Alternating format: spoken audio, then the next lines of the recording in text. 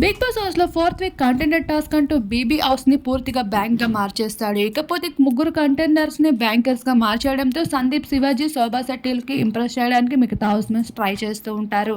ఒకవైపు చూసుకున్నట్లయితే రతికకి శివాజీ కాయిన్స్ ఇవ్వడం జరుగుతుంది. ఆ కాయిన్స్ నాకు అవసరం లేదు, నాకొద్దు, నాకు ఇంకా ఎక్కువ కావాలని డిమాండ్ చేస్తుంది.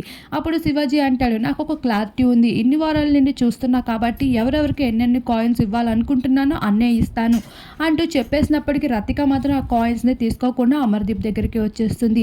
ఈ విషయం అమర్దీప్‌తో చెప్తుంది. నీకు శివాజీ కాయిన్స్ ఇచ్చినా నేను తీసుకోలేదు అని. అదేంటి అలా చేశావు? నువ్వు తీసుకోవాల్సింది. నువ్వు చాలా తప్పు చేశావు అంటూ శివాజీ, సందీప్ అలానే ప్రియాంకలు అయితే చెప్తూ వస్తారు. ఇంకొక వైపు రతికతో తేజ అయితే ఒక డీల్ కుదుర్చుకుంటూ ఉంటాడు. నువ్వు నాకు హెల్ప్ చేయి, నేను నీకు హెల్ప్ చేస్తాను కాయిన్స్ విషయంలో అని.